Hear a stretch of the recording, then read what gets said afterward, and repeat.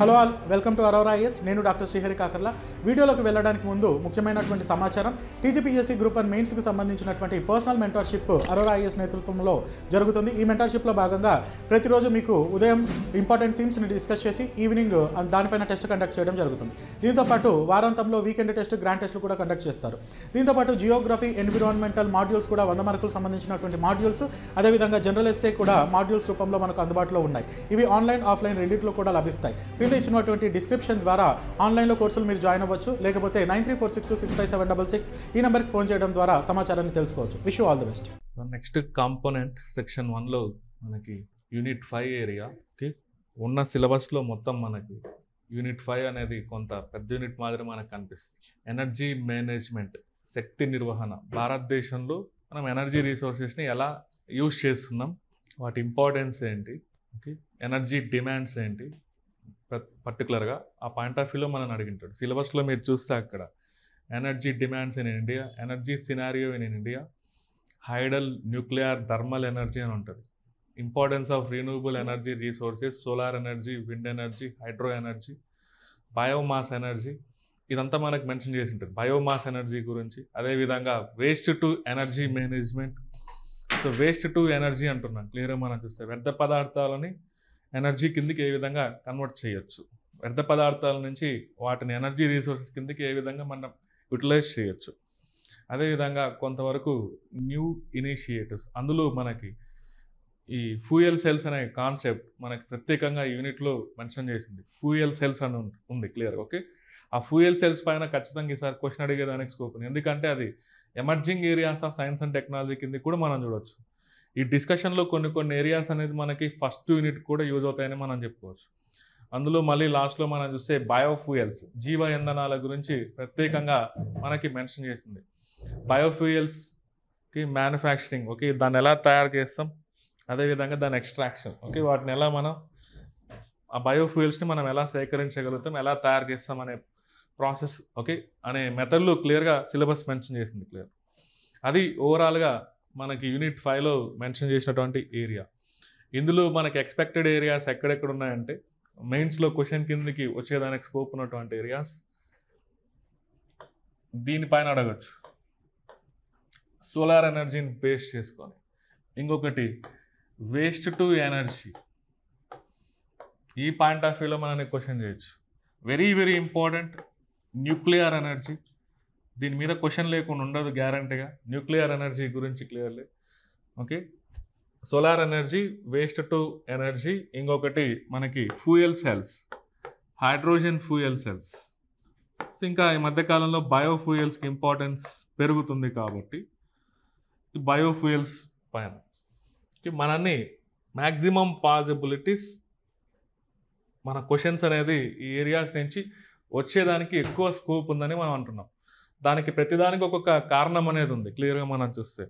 Okay, anyhow మీరు ఈ యూనిట్లో ఏది ఫోకస్ చేసినా చేయకపోయినా ఈ 5 టాపిక్స్, నేను చెప్పినటువంటి 5 టాపిక్స్ పైన మ్యాక్సిమం ఫోకస్ చేసేదానికి ట్రై చేయండి.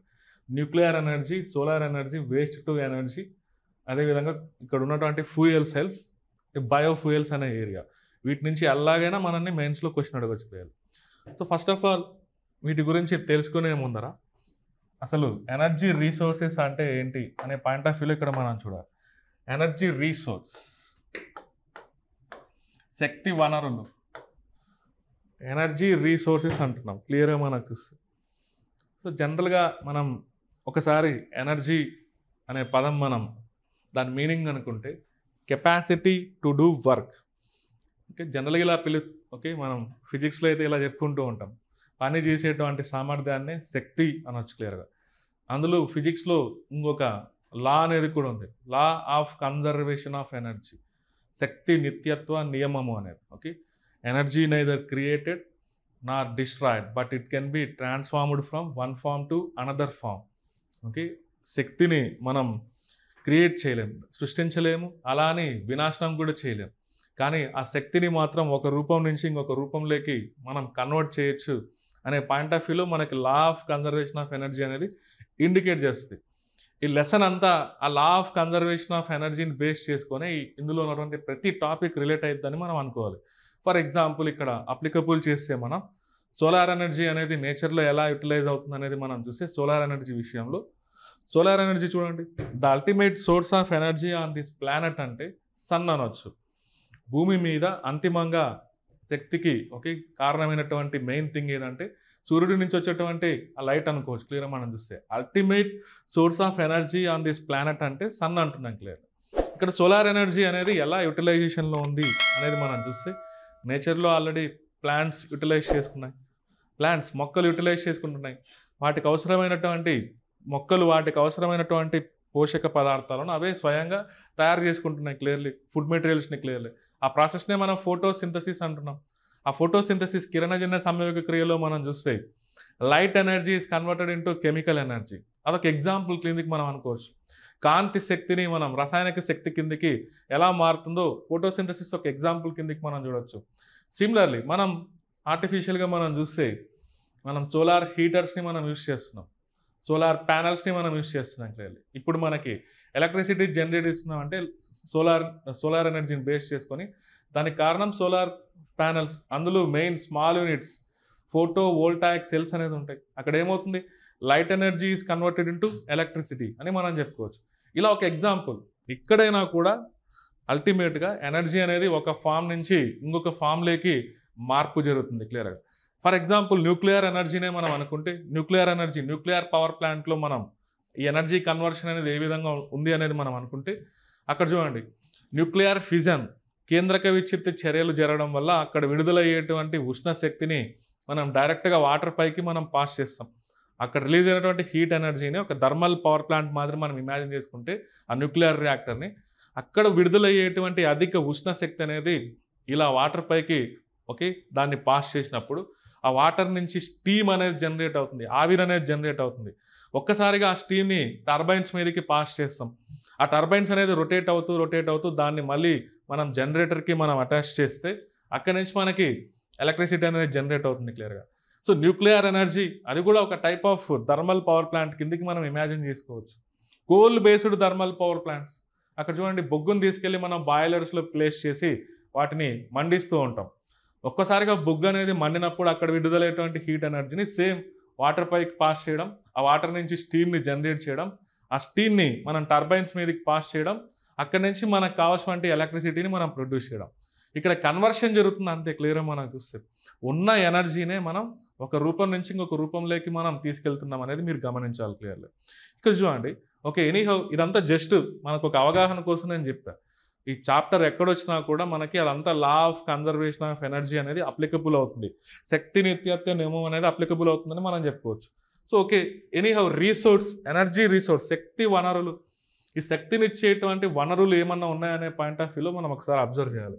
ఇక్కడ చూడండి వీటిని ఇలా శాస్త్రీయంగా వీటిని క్లాసిఫికేషన్ చేసేదానికి ట్రై చేయాలి. ఫస్ట్ ఇలా అనుకోవచ్చు, renewable energy resources versus non renewable energy resources. పునరుత్పాదకం చెందే శక్తి వనరులు, పునరుత్పాదకం చెందనటువంటి శక్తి వనరులు అనుకోవచ్చు క్లియర్గా మనం చూస్తే. పేర్లోనే ఉంది ఇది మొదటి రకం క్లాసిఫికేషన్ అంటున్నాం క్లియర్గా మనం చూస్తే. ఒక రిన్యూవబుల్ ఎనర్జీ రీసోర్స్ అనే పదం మనం వాడుతున్నామంటే ఖచ్చితంగా అక్కడ ఏమై ఉండాలండి, మెయిన్ మనం ఉపయోగించేటువంటి శక్తి వనరులు భూమిపై నుంచి అవి అంతరించిపోకూడదు, డిప్లీట్ అవ్వకూడదు. అవి మళ్ళీ భూమిపైన మనం నెంబర్ ఆఫ్ టైమ్స్ వాటిని రీజనరేట్ చేయొచ్చు. మనకు అవసరమైనటువంటి శక్తి వనరులు ఉపయోగించుకున్న తర్వాత అవి భూమిపై నుంచి అంతరించిపోకుండా మళ్ళీ వాటిని తిరిగి మనం జనరేట్ చేసుకునేటువంటి ఎబిలిటీ ఉంటే అప్పుడు అలాంటి శక్తి వనరులు మనం ఏమనుకోవచ్చు, పునరుత్పాదకం చెందేటువంటి శక్తి వనరులు, renewable energy resource. Name it self indicates మనం ఎన్ని టైమ్స్ చూసినా కూడా అవి డిప్లీట్ అవ్వకూడదు, మళ్ళీ వాటిని మనం జనరేట్ చేసేటువంటి ఎబిలిటీ ఎర్త్ పైన ఆ ఫెసిలిటీ అనేది ఉండాలి. అప్పుడే ఆ పదం అనేది అప్లికబుల్ అని మనం చెప్పుకోవచ్చు. సో పైగా ఈ రిన్యూవబుల్ ఎనర్జీ రీసోర్సెస్ అనేది మనకి ప్రత్యేకంగా ఈకో ఫ్రెండ్లీ ఇన్ నేచర్ అనొచ్చు. ఈకో ఫ్రెండ్లీ అంటే పర్యావరణ హితమైనది. ఇలాంటి పునరుత్పాదకం చెందేటువంటి శక్తి వనరులు మనం ఉపయోగించడం వల్ల పర్యావరణానికి హాని కలిగించేటువంటి మెయిన్ పొల్యూటెంట్స్ అనేది రిలీజ్ అవ్వవు, కాలుష్యకాలు అనేది విడుదల అవ్వవు క్లియర్లీ. సో బెస్ట్ ఎగ్జాంపుల్ దీనికి మనం అనుకుంటే రిన్యూవబుల్ ఎనర్జీ కిందికి ఇప్పుడు మనం అనుకునేటువంటి solar energy, wind energy, hydro energy, geothermal energy, టైడల్ energy, biomass energy, okay, ఇవన్నీ సంవాట్ మనకి రిన్యూవబుల్ ఎనర్జీ రీసోర్సెస్ పునరుత్పాదకం చెందేటువంటి శక్తి వనరులు. ఇప్పుడు మనం అనుకున్నటువంటి లక్షణాలు వీటికి అప్లికబుల్ అవుతాయని మనం చెప్పుకోవచ్చు. ఓకే, వాటిని మనం ఎన్ని టైమ్స్ యూజ్ చేసినా కూడా అవి డిప్లీట్ అవ్వకూడదు. వీటి వల్ల పర్యావరణం అనేది కొంతవరకు కాలుష్యానికి గురి కాకూడదు. అందుకే వీటిని ఏమంటున్నాం, ఈకో ఫ్రెండ్లీ అంటున్నాం, పర్యావరణ హితమైనటి క్లియర్లీ. సో పైగా ఇవి కొంతవరకు వీటితో కంపేర్ చేస్తే వీటిని జనరేట్ చేయడం అనేది కొంతవరకు ఓకే ఖర్చు కూడా తక్కువగా ఉంటాయని మనం చెప్పుకోవచ్చు క్లియర్గా మనం చూస్తే. ఇక్కడ చూడండి, నాన్ రిన్యూవబుల్ ఎనర్జీ రీసోర్స్ పేరులోనే ఉంది క్లియర్గా, నాన్ రిన్యూవబుల్ ఎనర్జీ రీసోర్స్ అంటున్నాం, పునరుత్పాదకం చెందనటువంటి శక్తి వనరులు. ఒకసారి నేచర్లో వీటిని ఉపయోగించిన తర్వాత, ప్రకృతిలో వీటిని వినియోగించుకున్న తర్వాత మరలా భూమిపైన వాటిని రీప్లేస్ చేయలేం. సింగిల్ టైం యూసేజ్ అంటున్నాం, ఒక్కసారి మాత్రమే వాటిని వినియోగించుకోగలుగుతాము. మళ్ళీ భూమిపైన వాటిని రీప్లేస్ చేయలేము అంటున్నాం, మళ్ళీ వాటిని తిరిగి క్రియేట్ చేయలేం. అలా చెయ్యాలంటే, అలా మళ్ళీ భూమిపైన రీప్లేస్ అవ్వాలంటే అవి కొన్ని లక్షల సంవత్సరాలు పడతాయి ప్రాక్టికల్గా. ఓకే, హైలీ ఇంపాసిబుల్ అని మనం చెప్పుకోవచ్చు. ఒక్కసారి మాత్రమే వాటిని యూజ్ చేస్తాం, తర్వాత మళ్ళీ దాన్ని యూజ్ చేసేదానికి స్కోప్ లేకుంటే అప్పుడు అలాంటి రీసోర్సెస్ని మనం పునరుత్పాదకం చెందనటువంటి శక్తి వనరులు, నాన్ రిన్యూవబుల్ ఎనర్జీ రీసోర్సెస్ కిందికని మనం చెప్పుకోవచ్చు. సో వీటి వల్లనే ప్రధానంగా పర్యావరణ సమస్యలకు దారితీస్తుంది. ఈరోజు మనకి కొంతవరకు మనం చూసేటువంటి climate change, global warming issues, okay, even acid rains, ఇలాంటి ప్రాబ్లమ్స్కి, ఓషన్ యాసిడిఫికేషన్ ప్రాబ్లమ్స్కి ఇందులో ఉన్నటువంటి ప్రధానంగా ఈ ఫాజిల్ ఫ్యూయల్స్ అని మనం చెప్పుకోవచ్చు, శిలాజ ఇంధనాలు. వీటికి ఒక ఎగ్జాంపుల్ మనం చూస్తే శిలాజ ఇంధనాలు అంటున్నాం క్లియర్లీ. ఓకే, ఈ ఫాజిల్ ఫ్యూయల్స్లో మనకి ప్రత్యేకంగా మీరు ఆలోచిస్తే కోల్ అని మనం చెప్పుకోవచ్చు, బొగ్గు, అదేవిధంగా క్రూడ్ ఆయిల్లో ఉన్నటువంటి కొన్ని, అదేవిధంగా న్యాచురల్ గ్యాస్, సహజ వాయువు అంటున్నాం. ఈ క్రూడ్ ఆయిల్లో మనం ప్రధానంగా ఉపయోగించేటువంటి ఇంధనాలు ఇక్కడ మనం అబ్జర్వ్ చేస్తే ఎల్పిజి అని, పెట్రోల్ అని, డీజిల్ అని, అఫ్కోర్స్ కిరోసిన్ అని, ఇలాంటి మనం మెయిన్ ఇంధనాల కిందకి మనం వాడుతుంటాం, ఫ్యూయల్స్ కిందకి వాటిని యూజ్ చేస్తున్నాం క్లియర్. ఎనీహౌ ఈ క్రూడ్ ఆయిల్, ముడి చమురులో ఉన్నటువంటి కాంపోనెంట్స్ మనకి ఇవే కాకుండా ఇంకా కొంతవరకు పారాఫిన్, వ్యాక్సిస్ అలాంటివి కూడా ఉంటాయి. కొన్ని వ్యర్థ పదార్థాలు అనేది వస్తుంటాయి, వాటిని మనం రోడ్స్ కన్స్ట్రక్షన్లో మనం యూజ్ చేస్తున్నాం క్లియర్లీ. ఎనీహౌ ఎనర్జీ పరంగా మనం చూస్తే దీంట్లో ఉన్నటువంటి components LPG, petrol, diesel, kerosene ఇలాంటివి మనం ఈరోజు ఆల్రెడీ యూజ్ చేస్తూ ఉన్నాం. ఇక్కడ మనకి న్యాచురల్ గ్యాస్ అంటున్నాం. ఇవన్నీ చూడండి, ఇవన్నీ బేసికల్గా ఇక్కడ నుంచి ఇక్కడ కొనేటన్ని ఇదంతా మనకి అనిమల్ బేస్డ్ కంటెంట్ అంటున్నాం, అనిమల్ ఫాజిల్స్ అంటున్నాం. జంతువుల యొక్క కలయిబరాల నుంచి ఏర్పడినటువంటి శిలాజ ఇంధనాలు జనరల్గా ఇవి చూస్తూ ఉంటాం. ఓకే, ఒక క్రూడ్ ఆయిల్, ఓకే, ముడి చమురు, అదేవిధంగా న్యాచురల్ గ్యాస్, సహజ వాయువు అనేది మనం చూడొచ్చు. అదే కోల్ అనుకోండి, ఇది ప్లాంట్ బేస్డ్ ఫాజిల్ ఫ్యూయల్స్ అనుకోవచ్చు, plant based fossil fuels clear. Coal అంటున్నాం అంటేనే అది ఓకే మొక్కలకు సంబంధించినటువంటి కలయిబరాలు, ఫాజిల్స్, వాటి నుంచి కోల్ అనేది ఫామ్ అవుతుంది. సో ఇక్కడ కోల్లో మనకు ఒకసారి బ్రీఫ్గా దీంట్లో ఉన్నటువంటి ఏరియాస్ మనం అనుకుంటే దాని యొక్క ప్యూరిటీ, పర్సంటేజ్ ఆఫ్ కార్బన్ని బట్టి మనం ఇలా డివైడ్ చేస్తుంటాం. యాంథ్రసైట్ అని, బిటూమినస్ అని, లిగ్నైట్ అని, పీట్ అని. ఇక్కడ నుంచి ఇక్కడికి వెళ్ళే కొద్ది పైకి పర్సంటేజ్ ఆఫ్ కార్బన్ అనేది పెరుగుతుంది.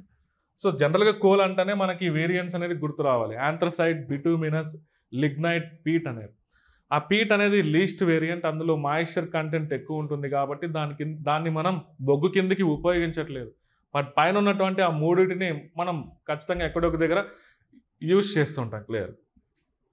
ఎనీహౌ ఫాజిల్ ఫ్యూయల్స్, ఇందులో నాన్ రిన్యూవబుల్ ఎనర్జీ రిసోర్స్ అంటే ఒకటి శిలాజ ఇంధనాలను బేస్ చేసుకొని మనం మాట్లాడుతున్నాం. ఇక్కడ మెయిన్ ప్రపంచానికి ఈరోజు మనం చూసేటువంటి పర్యావరణ సమస్యలకు అన్నిటికీ ప్రధాన కారణం ఓకే ఈ ఫాజిల్ ఫ్యూయల్స్ అనేది మనకు తెలిసిన విషయమే.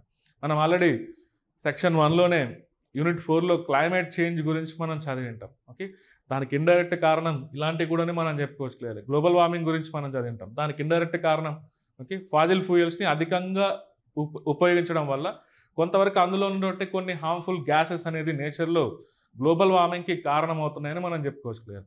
ఇక్కడ చూడండి, ఇది కాకుండా ఇంకా ఒకటి ఉంది, న్యూక్లియర్ ఎనర్జీ.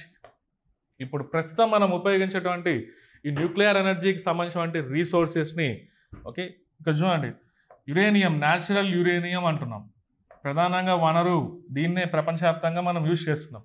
న్యూక్లియర్ రియాక్టర్స్లో క్లియర్గా మనం చూస్తే న్యాచురల్ యురేనియం ఇది లిమిటెడ్ రీసోర్సెస్. ఓకే, ఇవి భూమిపైన లిమిటెడ్గా పరిమితిలో ఉన్నాయి క్లియర్గా. వాటిని ఒకసారి మనం ఎక్స్ట్రాక్షన్ చేసి వాటిని మనం గనక ఉపయోగించుకుంటే వాటిని మళ్ళీ రీప్లేస్ చేయలేం. కాకపోతే అవి ఫాజిల్ ఫ్యూయల్స్ కిందికి కాదు. ఓకే, సపరేట్గానే మనం చెప్పుకోవచ్చు. ఓకే, న్యూక్లియర్ ఎనర్జీకి సంబంధించిన రీసోర్సెస్ని కూడా ప్రజెంట్ అయితే మనం నాన్ రిన్యూవబుల్ ఎనర్జీ రీసోర్సెస్ కిందికి మనం చెప్పుకోవచ్చు. పునరుత్పాదకం చెందనటువంటి శక్తి వనరులు క్లియర్లీ. కాకపోతే ఈ న్యూక్లియర్ ఎనర్జీ సంబంధించిన రీసోర్స్ న్యాచురల్ యురేనియంని మనం అఫ్కోర్స్ న్యూక్లియర్ రియాక్టర్స్ కోసం మనం వాడుతున్నాం. ఓకే, న్యూక్లియర్ రియాక్టర్స్లో ఈ న్యాచురల్ యురేనియంని శుద్ధి చేసి కొంతవరకు ఎన్రిచ్మెంట్ చేసి వాటిని మనం యూజ్ చేయడానికి ట్రై చేస్తున్నాం. కానీ న్యూక్లియర్ ఎనర్జీ నుంచి అయితే మనకి పర్యావరణానికి హాని కలిగించేటువంటి pollutants, carbon dioxide, okay, oxides of sulphur, oxides of nitrogen, particulate matter ఇలాంటివన్నీ న్యూక్లియర్ ఎనర్జీ నుంచి రిలీజ్ అవ్వవు. బట్ ఇక్కడి నుంచి మాత్రం మనకి క్లియర్గా వీటి నుంచి మనకి పర్యావరణంలోకి oxides of carbon, oxides of nitrogen, oxides of sulphur, particulate matter ఇవన్నీ విడుదలవుతూ ఉంటాయి క్లియర్గా మనకు చూస్తుంది. బట్ వీటి నుంచి మనకి ఇలాంటివి రిలీజ్ అవ్వవు.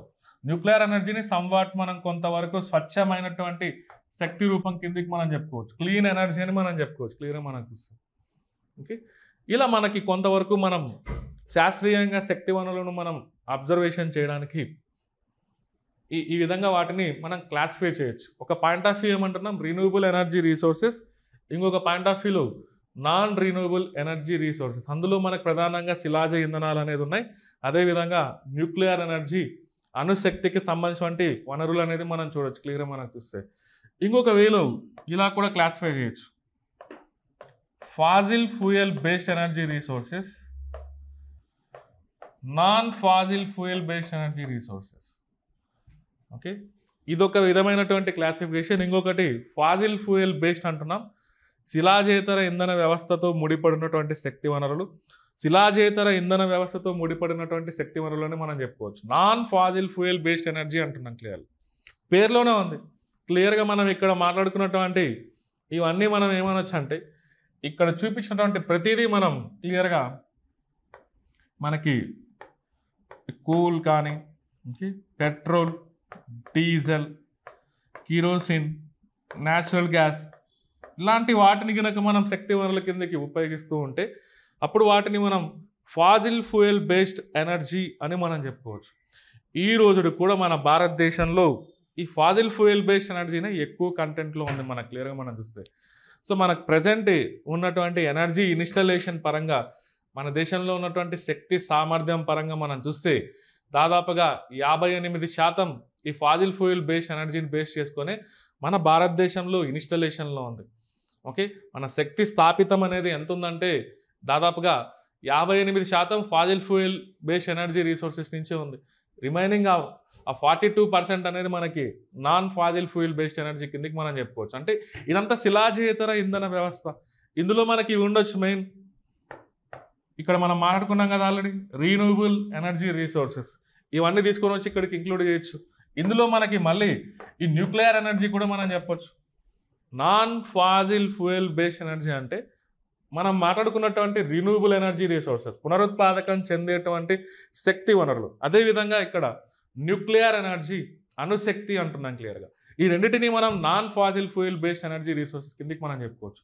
ఓకే, మనం ఏం కోరుకుంటున్నామంటే 2030 నాటికి సంవాట్ దీని కంటెంట్ అనేది మన ఇండియాలో non fossil fuel based energy content అనేది 500 గిగావాట్ని ఇన్స్టాలేషన్లోకి తీసుకురావాలనేది మన ముందు ఉన్నటువంటి లక్ష్యం ప్రజెంట్. దానికోసం గవర్నమెంట్ ఆఫ్ ఇండియా ఎలాంటి కార్యక్రమాలు చేస్తుంది అనే పాయింట్ ఆఫ్ వ్యూని మనం అడగొచ్చు క్వశ్చన్.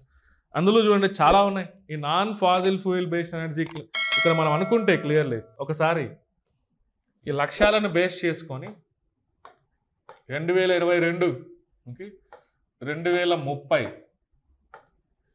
2022 మనకు ఆల్రెడీ గడిచినటువంటి సంవత్సరం.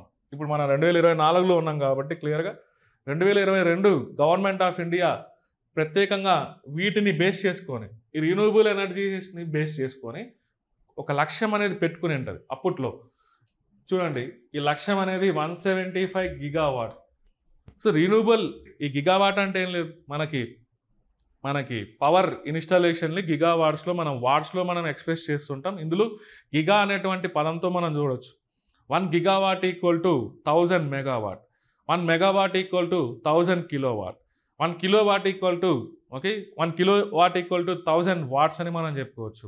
జస్ట్ ఇది పవర్, మనకి ఎలక్ట్రిసిటీని మెజర్ చేసేటప్పుడు పవర్ ఇన్స్టాలేషన్ని ఎక్స్ప్రెస్ చేయడానికి ఈ వాట్స్ అనేది మనం యూజ్ చేస్తుంటాం. క్లియర్. ఇక్కడ చూడండి, మనం 2022 నాటికి మన భారతదేశంలో 175 గిగావాట్ అనేది ప్యూర్లీ ఇది రీన్యూవబుల్ ఎనర్జీ రీసోర్సెస్ని బేస్ చేసుకొని ఇన్స్టాలేషన్లోకి తీసుకురావాలనేది ఒక లక్ష్యం పెట్టుకుంది గవర్నమెంట్ ఆఫ్ ఇండియా. యాక్చువల్గా అది ఆ లక్ష్యం అనేది నెరవేరలేదు 2022 నాటికి. క్లియర్గా ఓకే. ఇందులో మనకి 100 గిగావాట్, 60 గిగావాట్, 10 గిగావాట్, 5 గిగావాట్ ఇలా డివైడ్ చేసి ఉంటుంది.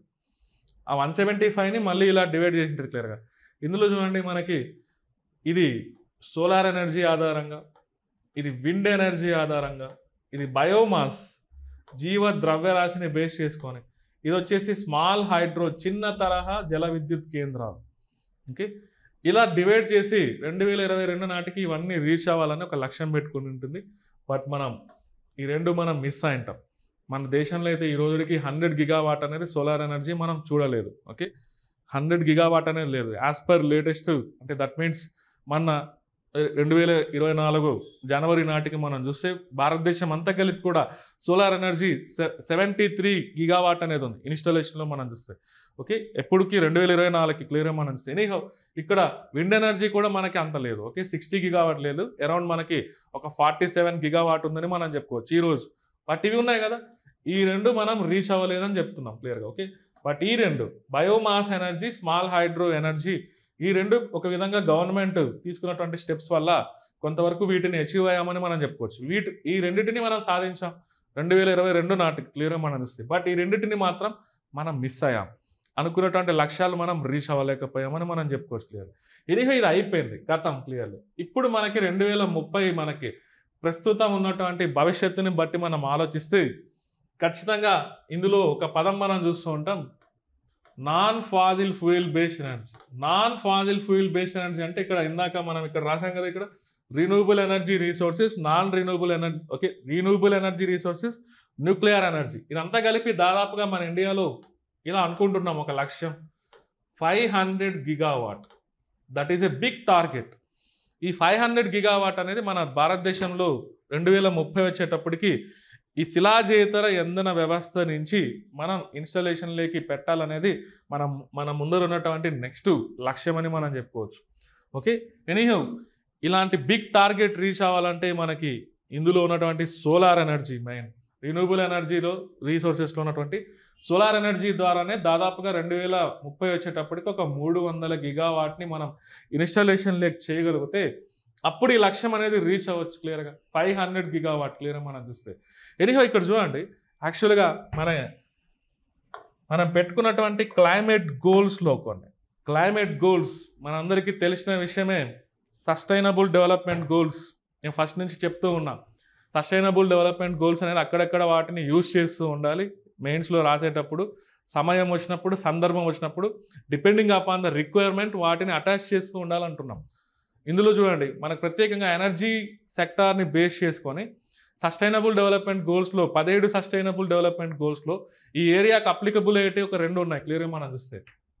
ఎస్డిజి 7 ఒకటి, అదేవిధంగా ఎస్డిజి 13 ఒకటి మనం చెప్పుకోవచ్చు క్లియర్లీ.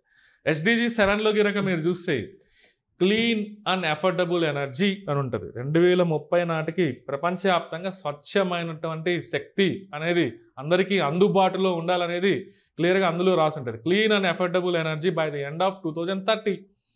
సిమిలర్లీ ఇప్పుడు జరుగుతున్నటువంటి శీతోష్ణ స్థితి మార్పుల్ని కొంతవరకు రెడ్యూస్ చేసి ప్రపంచాన్ని పర్యావరణ కాలుష్యం నుంచి కొంతవరకు ప్రొటెక్ట్ చేయడానికి మనకి క్లైమేట్ యాక్షన్ ఎస్డిజి 13లో క్లైమేట్ యాక్షన్ అని మనకు మెన్షన్ చేసి ఉంటుంది. ఇలాంటి వాటిని మనం అచీవ్ అవ్వాలంటే, ఇలాంటి గోల్స్ని మనం కొంతవరకు వాటిని మనం అచీవ్ అవ్వాలంటే, సాధించుకోవాలనుకుంటే మనం డిపెండ్ అవ్వాల్సింది renewable energy resources. Okay. Renewable energy resources పైన మనం డిపెండ్ అవ్వాలి క్లియర్లీ. అదేవిధంగా ఇంకొక విధంగా చెప్పాలంటే non fossil fuel based energy. అందులో చూడండి, non fossil fuel based energy అంటే 2 ఉన్నాయి. రెన్యూబుల్ ఎనర్జీ రిసోర్సెస్ ఉన్నాయి, ఒక నాన్ రెన్యూబుల్ ఎనర్జీ రిసోర్స్, అది మనకి మెయిన్ న్యూక్లియర్ ఎనర్జీ అని మనం చెప్పుకోవచ్చు క్లియర్గా. సో యాక్చువల్గా మనకి COP26 సమావేశం UNFCCCని ఇక్కడ గుర్తు చేసుకోవాలి ఒకసారి మనం. Okay, United nations framework convention on climate change మన ప్రపంచవ్యాప్తంగా ఈ శీతోష్ణ స్థితి మార్పుల్ని కొంతవరకు, ఓకే, దానివల్ల వచ్చేటువంటి ఫలితాలని కొంతవరకు రెడ్యూస్ చేయడానికి, దానివల్ల వచ్చేటువంటి ఎఫెక్ట్స్ని రెడ్యూస్ చేయడానికి మనకి అంతర్జాతీయంగా, ఓకే, ఈ మనకి UNFCC అనేది పనిచేస్తుంది క్లియర్గా. అంతర్జాతీయంగా UNFCC అనేది క్లియర్గా పనిచేస్తుంది, United nations framework convention on climate change. అది మనకి యాక్చువల్గా 2021లో COP26 సమావేశం అనేది జరిగింటుంది. ఎక్కడంటే అది స్కాట్లాండ్. ఓకే, స్కాట్లాండ్లో గ్లాస్గో సమావేశం అని మనం చెప్పుకోవచ్చు. COP26 సమావేశం మన ఎక్కడో మీకు ప్రిలిమ్స్లో కూడా అడిగింటారు క్లియర్గా మనం చూస్తే. ఓకే, ఈ సమావేశంలో మనకి ఒక ఇంపార్టెన్స్ ఉంది. మన దేశానికి సంబంధించి మన ప్రైమ్ మినిస్టర్ మనకి ఇలాంటి క్లైమేట్ గోల్స్ని టార్గెట్ చేసే విధంగా కొన్ని లక్ష్యాలు అనేది పెట్టుకుని ఉంటాం, ఎనర్జీ రిసోర్సెస్ని బేస్ చేసుకొని. ఆ లక్ష్యాలనే ఇలా మనం ఇప్పుడు ఎలా చెప్పుకుంటున్నాం అంటే ప్రైమ్ మినిస్టర్ పంచామృత్ స్ట్రాటజీ అంటున్నాం. ఈ COP26 నుంచి ఇది ఒకటి ఆరిజినేట్ అయిందని మనం చెప్పుకోవచ్చు, prime minister Panchamrit strategy. So especially ఈ క్లైమేట్ గోల్స్ని టార్గెట్ చేసే విధంగా ప్రైమ్ మినిస్టర్ పంచామృత్ స్ట్రాటజీ అనేది మనం ఇప్పుడు ఫాలో అవుతున్నామని మనం చెప్పుకోవచ్చు. ఈ కాన్సెప్ట్ ఎక్కడి నుంచి వచ్చిందంటే COP26 సమావేశం నుంచి క్లియర్గా. Okay, prime minister Panchamrit strategy అంటున్నాం. ఎనర్జీ రిసోర్సెస్ని బేస్ చేసుకొని ఈ క్లైమేట్ గోల్స్కి సంబంధించి మన వంతు, మన భారతదేశం ఏం చేయనుంది అనే పాయింట్ ఆఫ్ వ్యూలో ఇక్కడ మనం చూడాలి. 5 రకాల అంశాలను అక్కడ ప్రస్తావించింటారు క్లియర్లీ. 5 రకాల అంశాలనే దాన్ని ఎలా చెప్తున్నామంటే ప్రైమ్ మినిస్టర్ పంచామృత్ స్ట్రాటజీ అంటున్నాం. 5 రకాల అంశాలు మనం చూస్తే ఇక్కడ క్లియర్గా చూడండి. మనకి ఫస్ట్ 2030ని ఉద్దేశించి క్లియర్గా మనకి 2030 వచ్చేటప్పటికి మన ఇండియాలో 500 గిగావాట్ అనేది ఇలా ఉండాలి, non fossil fuel based energy. మన ఇండియాలో 500 గిగావాట్ అనేది ఈ శిలాజేతర ఇంధన వ్యవస్థల నుంచి మనం ఇన్స్టాలేషన్లోకి తీసుకొని వచ్చిండాలి. అదేవిధంగా 50% ఆఫ్ అవర్ ఎనర్జీ యూటిలైజేషన్, మన దేశంలో జరిగేటువంటి ఎనర్జీ యూటిలైజేషన్, ఓకే, శక్తి అవసరాలను 50% అనేది రిన్యూబుల్ ఎనర్జీ రిసోర్సెస్ తీర్చే విధంగా ఉండాలి. ఓకే, మన ఇండియాకి 2030 వచ్చేటప్పటికి 50% ఆఫ్ అవర్ ఎనర్జీ యూటిలైజేషన్, మన శక్తి అవసరాలని ఈ రిన్యూబుల్ ఎనర్జీ రిసోర్సెస్ తీర్చే విధంగా మన ఇండియాలో అప్పటికి ఆ ఫెసిలిటీ అనేది క్రియేట్ చేసి ఉండాలి. అదేవిధంగా ఇది 45% 2005 స్థాయితో మనం పోల్చుకుంటే 45% అనేది కార్బన్ ఎమిషన్స్ని మనం రెడ్యూస్ చేసే విధంగా అప్పటికల్లా మనం తయారై ఉండాలి. ఓకే, కార్బన్ ఎమిషన్స్ని 2005 స్థాయితో మనం కంపేర్ చేస్తే, జీడిపి స్థాయిలో మనం కంపేర్ చేసుకుంటే 45%ని మనం రెడ్యూస్ చేసి ఉండాలి క్లియర్లీ. అదేవిధంగా ఇంకొకటి ఉంది, 1 billion ton of carbon sink additional అంటున్నాం. ప్రస్తుతం ఉన్న దానికి ఇంకా అడిషనల్గా మనకి ఒక 1 billion ton of carbon sink అంటే ఇక్కడ ఏం లేదు, మనం విడుదల చేసేటువంటి కార్బన్ డైఆక్సైడ్ని తిరిగి మళ్ళీ శోషించుకునేటువంటి ఒక మాధ్యమం క్లియర్గా మనం చూస్తే. ఈ కార్బన్ సింక్ విషయంలో 2 రకాల నేచర్లో మనం చూడవచ్చు. ఒకటేమో సముద్రాలు మనం చూస్తుంటాం, వాటిని బ్లూ కార్బన్ సింక్ అని మనం చెప్తూ ఉంటాం. ఎందుకంటే కార్బన్ డైఆక్సైడ్ని శోషించుకునేటువంటి మాధ్యమంలో ప్రధాన పాత్ర వహించేది సముద్రాలు కూడా ఉన్నాయి. వాటిని బ్లూ కార్బన్ సింక్ అని మనం చెప్పుకుంటూ ఉంటాం. బట్ ఇక్కడ గ్రీన్ కార్బన్ సింక్ అంటున్నాం. గ్రీన్ కార్బన్ సింక్ అంటే మనం చుట్టుపక్కల చూసేటువంటి ప్లాంట్స్, ఓకే, ఫారెస్ట్, ఇదంతా అడవులు, ఇవన్నీ ప్రధానంగా మొక్కలతో రిలేట్ అయినవి కాబట్టి వాటిని గ్రీన్ కార్బన్ సింక్, అవే ప్రధానంగా కార్బన్ డైఆక్సైడ్ని తీసుకుంటాయి. కార్బన్ డైఆక్సైడ్ని ఉపయోగించుకొని వాటికి అవసరమైనటువంటి ఫుడ్ మెటీరియల్స్ని ఫోటోసింథసిస్ ప్రాసెస్ ద్వారా జరుపుకోగలుగుతాయి. ఎనీహౌ మనకి 2030 వచ్చేటప్పటికి అడిషనల్గా ఒక 1 బిలియన్ టన్ ఆఫ్ కార్బన్ సింక్ని మన దేశంలో క్రియేట్ చేసి ఉండాలనేది ఈ 4 లక్ష్యాలు క్లియర్గా మనకు వస్తాయి. ఓకే, 2030 వచ్చే నాటికి, 2070 వచ్చే నాటికి, 2070 వచ్చే నాటికి మన ఇండియా అనేది net zero carbon emission, okay, net zero carbon emission అంటున్నాం. Very very important. ఈసారి మీకు మెయిన్స్లో మీకు ఎన్విరాన్మెంట్లో ఈ పాయింట్ ఆఫ్ వ్యూలో కూడా మిమ్మల్ని అడగొచ్చు. మీకు పేపర్ 4లో లాస్ట్లో ఉంటుంది, అందులో క్లైమేట్ చేంజ్, గ్లోబల్ వార్మింగ్ అని ఉంటుంది క్లియర్గా మనం చూస్తే. Anyhow net zero carbon emission అనేది ఒకటి ఉంది క్లియర్గా మనం చూస్తే. ఓకే, ఈ కాన్సెప్ట్ అంటే ఏం లేదు, నెట్ జీరో కార్బన్ ఎమిషన్ అంటే మనం ఎంత కార్బన్ డైఆక్సైడ్ విడుదల చేస్తున్నామో నేచర్లోకి తిరిగి మళ్ళీ దాన్ని పునఃశోషించుకునేటువంటి సామర్థ్యం మన దేశంలో ఉండాలి. మనం ఎంత రిలీజ్ చేస్తున్నామో మళ్ళీ దాన్ని తిరిగి రీఅబ్జార్ప్షన్ చేసేటువంటి సామర్థ్యం, ఓకే, వాటిని మళ్ళీ శోషించుకునేటువంటి సామర్థ్యం మన భారతదేశానికి ఉండాలి. మనం పెట్టుకున్న లక్ష్యం ఎప్పుడంటే 2070 క్లియర్గా మనం చూస్తే. ఓకే, ఇవన్నీ మనకి ప్రైమ్ మినిస్టర్ పంచామృత్ స్ట్రాటజీలు క్లియర్గా మనకి ఇండికేట్ చేస్తున్నాయి. క్లియర్ ఇలాంటి లక్ష్యాలను రీచ్ అవ్వాలంటే అఫ్కోర్స్ మనకి ప్రధానంగా renewable energy resources, importance of renewable energy resource అనేది మీకు ఇక్కడ అర్థం కావాలి. ఓకే, ఇలాంటి క్లైమేట్ గోల్స్ రీచ్ అవ్వాలన్నా కూడా ప్రధానంగా రిన్యూబుల్ ఎనర్జీ రీసోర్సెస్ ఎందుకు యూజ్ చేస్తున్నాం మనం, దాని ప్రాపర్టీస్, ఓకే, అవి ఎన్నిసార్లు యూజ్ చేసినా కూడా ఎర్త్ పై నుంచి అవి డిప్లీట్ అవ్వు. ప్రధానంగా మనం చూస్తే నెంబర్ ఆఫ్ టైమ్స్ వాటిని యూజ్ చేసుకోవచ్చు అని చెప్తున్నాం. సిమిలర్లీ దానివల్ల ఎన్విరాన్మెంటల్ పొల్యూషన్ అనేది మినిమైజ్ అవుతుంది, ఈకో ఫ్రెండ్లీ, దీనివల్ల ఇలాంటి టార్గెట్స్ మనకి రీచ్ అవ్వడానికి కూడా పాసిబుల్ అవుతుందని మనం చెప్పుకోవచ్చు. ఇక చూడండి, మనం ఇలా ఫస్ట్ అయితే ఏం చేసామంటే ఇక్కడ 2 రకాలుగా మనం క్లాసిఫై చేసాం. ఓకే, రిన్యూబుల్ ఒకటేమో ఇలా, ఒకటేమో fossil fuel, non fossil fuel based. Okay, next ఇక్కడ చూడండి ఇంకో classification, conventional energy resources versus non conventional energy resources అంటున్నాం. Conventional and non conventional energy resource, సాంప్రదాయ శక్తి వనరులు, సాంప్రదాయేతర శక్తి వనరులు అంటున్నాం. ఇలా కూడా మనం శక్తి వనరులు మనం చెప్పుకోవచ్చు కావాలంటే. ఓకే, సో దాని మీనింగ్ అనేది ఒకసారి మనం చూసుకుంటే, కన్వెన్షనల్ వీటిని మనం ఎప్పటి నుంచో వాటిని మనం ఉపయోగిస్తూ ఉండాలి. ఇలాంటి వాటిని ఉపయోగించుకునేదానికి పెద్దగా టెక్నాలజీస్ అనేది పెద్దగా ఇందులో ఉండవు, లేటెస్ట్ టెక్నాలజీస్ అనేది ఇందులో ఉండవు క్లియర్గా మనం చూస్తే. లాంగ్ పీరియడ్స్, దీర్ఘకాలం ఎప్పటి నుంచో వీటిని మనం ఉపయోగిస్తూ ఉండాలి, అప్పుడే ఆ పదం మనం వాడచ్చు. జనరల్గా ఇలాంటి వాటి వల్లనే మనకి పర్యావరణం అనేది కొంతవరకు కాలుష్యానికి గురవుతుంది. ఓకే, ఎన్విరాన్మెంటల్ పొల్యూషన్ ఈరోజు మనకి ట్రిగ్గర్ అవుతుందంటే దానికి కారణం ఈ కన్వెన్షనల్ ఎనర్జీ రీసోర్సెస్ అని మనం చెప్పుకోవచ్చు. ఈరోజు మనం చూసేటువంటి ఫాజిల్ ఫ్యూయల్స్, అందులో బొగ్గు కావచ్చు, పెట్రోల్, డీజిల్, ఇలాంటివన్నీ మనం కన్వెన్షనల్ ఎనర్జీ రీసోర్సెస్ కిందకి చెప్పుకోవచ్చు క్లియర్గా మనం చూస్తే.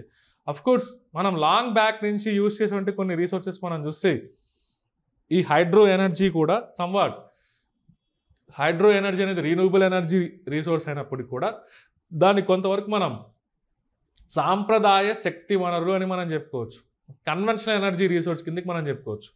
ఇంకా నాన్ కన్వెన్షనల్ ఎనర్జీ రీసోర్స్ అంటే సాంప్రదాయేతర శక్తి వనరు అంటున్నాం క్లియర్. అవి ఈ మధ్య కాలంలో అవి అభివృద్ధి చెంది ఉండాలి. ఓకే, ఇవి బేసికల్గా ఇలాంటివన్నీ నాన్ కన్వెన్షనల్ ఎనర్జీ రీసోర్సెస్ అనేది కొంతవరకు ఈకో ఫ్రెండ్లీ, పర్యావరణ హితమైనవిగా ఉండాలి. వాటిని ఎన్ని టైమ్స్ యూజ్ చేసినా కూడా అది డిప్లీట్ అవ్వకూడదు. అంటే ఇండైరెక్ట్గా ఇప్పుడు మనం చూసేటువంటి రీన్యూబుల్ ఎనర్జీ రీసోర్సెస్ని ఇలా నాన్ కన్వెన్షనల్ ఎనర్జీ రీసోర్సెస్ కిందకి మనం అనుకోవచ్చు క్లియర్గా మనం చూస్తే.